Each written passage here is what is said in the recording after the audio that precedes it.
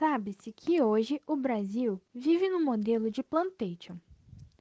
Esse sistema é caracterizado pela monocultura, ou seja, plantação de apenas um tipo de produto, voltado para exportação, que é a venda desse produto para fora do país, em grandes latifúndios, que são extensos pedaços de terra. Porém, esse sistema não foi implantado pelos povos originários do Brasil. Ele veio de uma herança colonial, junto com os portugueses, que implantaram esse sistema em meados de 1530, quando de fato começou a colonização brasileira. A mão de obra utilizada no plantation era indígena, que se iniciou através do escambo, que era a troca de favores, no qual o homem branco fornecia um objeto de interesse ao indígena, como um espelho, e o indígena, por sua vez, oferecia um trabalho, como a extração do pau-brasil, por exemplo, que era de grande interesse dos portugueses. No entanto, com o passar do tempo, os indígenas não estavam mais satisfeitos com essa política de troca. Daí se deu início à escravidão indígena. E nos tempos atuais, nós podemos associar os altos índices de extinção de animais e plantas nativos do país e o apagamento, a desvalorização e o preconceito para com os povos ao tempo colonial, que foi tão prejudicial ao país que hoje chamamos Brasil. E não só ela, como a exploração da fauna e flora brasileira, a matança dos povos e de suas culturas, que são tão importantes para o país. Gente, eu sou Sofia e eu vou falar sobre o papel dos poderes. Eu vou começar falando sobre o meio ambiente e a justiça ambiental. Em primeiro lugar, a preservação do meio ambiente e as questões indígenas precisam da colaboração de toda a população, mas principalmente do poder público, que tem a obrigação de cuidar do bem-estar de todos. Por isso, também tem a obrigação de preservar a natureza, já que é essencial para a nossa sobrevivência. O CISNAMA é a sigla para Sistema Nacional do Meio Ambiente. Ele é o conjunto de órgãos públicos responsáveis pela proteção ambiental do Brasil e a efetivação da Política Nacional do Meio Ambiente. A partir do CISNAMA, há órgãos que têm funções fundamentais na preservação. As três esferas do governo são estruturadas assim. O Conselho do Governo atua como órgão superior, o órgão consultivo e deliberativo é formado pelo Conselho Nacional do Meio Ambiente, que é o CONAMA, o Ministério do Meio Ambiente atua como órgão central e o Instituto Brasileiro do Meio Ambiente e dos Recursos Naturais Renováveis, que é o IBAMA, e o Instituto Chico Mendes de Conservação e Biodiversidade, que é o ICMBio, funcionam como órgão executor. Além disso, os órgãos ou entidades estaduais atuam como órgãos seccionais e os órgãos ou entidades municipais operam como órgãos locais. Também tem institutos que integram a própria administração pública. Agora eu vou falar um pouco mais detalhado sobre cada um deles. O órgão superior é formado pelo Conselho do Governo e é o órgão auxiliar do Presidente da República para que ele possa formular a política nacional e as diretrizes governamentais para a correta utilização do meio ambiente e seus recursos. O órgão consultivo deliberativo é formado pelo Conselho Nacional do Meio Ambiente, que é o CONAMA, e este órgão assessora o Conselho do Governo e delibera sobre normas e padrões compatíveis com o meio ambiente, estabelecendo normas e padrões federais, ou seja, regras que deverão ser seguidas pelos estados e municípios.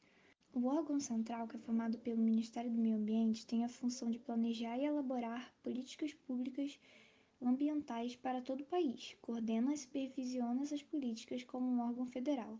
Além disso, é o principal interlocutor entre os interesses da população brasileira e do restante do mundo na preservação dos recursos naturais no Brasil. O órgão executor é formado por dois institutos, que é o Instituto Brasileiro do Meio Ambiente e dos Recursos Naturais Renováveis, que é o IBAMA, e o Instituto Chico Mendes de Conservação e Biodiversidade, que é o ICMBio. O IBAMA ele atua como uma polícia que fiscaliza e garante que a legislação seja cumprida. Se houver uma organização com atitudes nocivas ao meio ambiente, ele aplica multas e faz apreensões. O ICMBio é responsável pela implantação, fiscalização e monitoramento das unidades de conservação de áreas naturais importantes do país. Dentro dessas unidades, o ICMBio, assim como o IBAMA, também tem o poder de polícia ambiental e sua atuação visa preservar importantes recursos ambientais e corrigir a degradação ambiental. O ICMBio faz o monitoramento das unidades de conservação que tenham permissão para uso público ou privado e, por meio dessas ações, garante que sua utilização respeite os princípios legais e a sustentabilidade do meio ambiente. Ou seja, ele faz basicamente a mesma coisa que o IBAMA, mas dentro das áreas de conservação. A gente tem os órgãos seccionais locais. Os órgãos seccionais são as entidades estaduais e os órgãos locais são as entidades municipais. Os órgãos seccionais são responsáveis por executar programas, projetos, controlar e fiscalizar atividades capazes de provocar degradação ambiental, e os órgãos locais por controlar e fiscalizar essas atividades. Cada um desses órgãos só tem o poder em seus respectivos territórios. O Instituto Estadual do Meio Ambiente, por exemplo, é o órgão ambiental do Estado do Rio de Janeiro.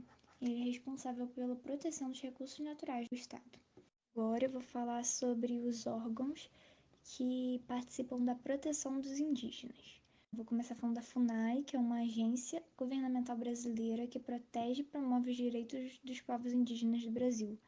Como parte do Ministério da Justiça, ela também promove estudos de identificação, delimitação, demarcação e regularização das terras indígenas, além de monitorar e fiscalizar essas terras. O nome dela é Fundação Nacional do Índio, FUNAI. Também temos a CESAI, que é a Secretaria Especial de Saúde Indígena. Ela busca promover o acesso ao saneamento básico e também à saúde. Ela analisa as tradições indígenas também e conta com conselheiros locais e distritais e também 34 distritos sanitários especiais indígenas. Tudo isso para fortalecer uma política de descentralização e dar a atenção necessária para esse grupo.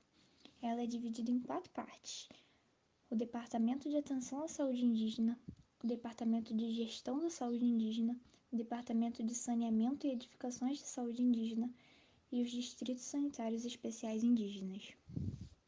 Também temos a COASE, que é a Coordenação de Acompanhamento de Saúde Indígena, e ela faz o monitoramento da FUNAI e também garante o direito à atenção diferenciada e valorização das medicinas tradicionais indígenas. Temos a APIB, que é a Articulação dos Povos Indígenas do Brasil. É uma instância que é referência nacional no movimento indígena no Brasil, e ela nasceu com o propósito de fortalecer a união dos povos indígenas, a articulação entre as diferentes regiões e organizações indígenas do país, unificar as lutas dos povos indígenas e a pauta de reivindicações e demandas e a política do movimento indígena, mobilizar os povos e organizações indígenas do país contra as ameaças e agressões aos direitos indígenas. E também temos a Cooperativa de Agricultores e Produtores Indígenas do Brasil. Ela foi fundada recentemente, foi dia 1º de maio, para representar pelo menos 20 etnias espalhadas em mais de 16 milhões de hectares de terra pelo país. A cooperativa luta por maior aproveitamento de terras legais por indígenas. A política atual no Brasil vem sofrendo as consequências da pandemia e os resultados de uma má gestão do governo Bolsonaro. A cada dia aparecem mais notícias escandalosas sobre a corrupção na saúde e os péssimos resultados na economia.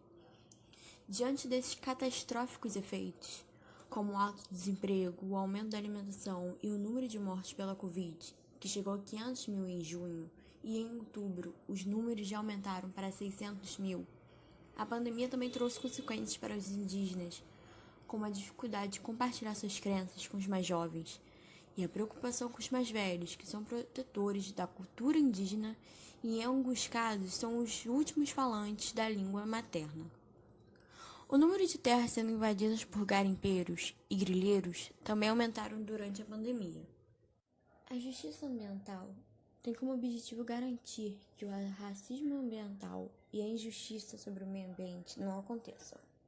Mas a justiça ambiental tem vários outros propósitos, como os direitos básicos da saúde e dos trabalhadores.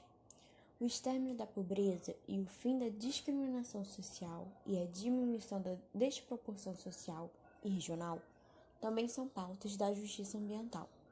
Mas atualmente no Brasil, observamos os desafios diários de exercer os direitos dessa justiça. Projetos de leis criados que, ao invés de proteger o meio ambiente, são feitos para dar mais liberdades para o agronegócio. A questão indígena no Brasil é preocupante. Cada vez mais direitos garantidos pela Constituição são questionados e desvalorizados.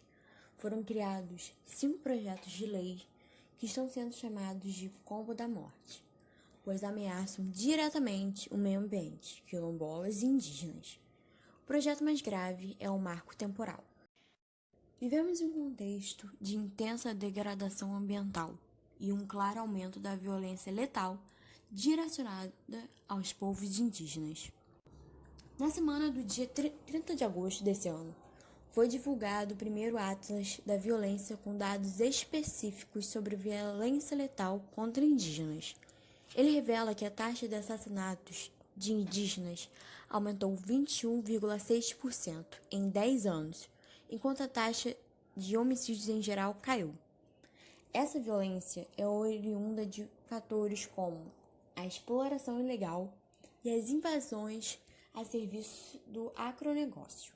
Um fato interessante é que na semana de divulgação desse Atlas estava acontecendo a votação do Marco Temporal no Supremo Tribunal Federal. O Marco Temporal prevê que povos indígenas só têm direito à demarcação e homologação de terras mediante comprovação de que as ocupavam em outubro de 1988, data da promulgação da Constituição. A pressão para que o STF aprove essa ação vem do governo federal e de ruralistas. Como consequência dessa aprovação, mais de 300 processos de demarcação de terras indígenas poderão ser suspensos. Povos indígenas correm o risco de perder o direito originário sobre suas terras.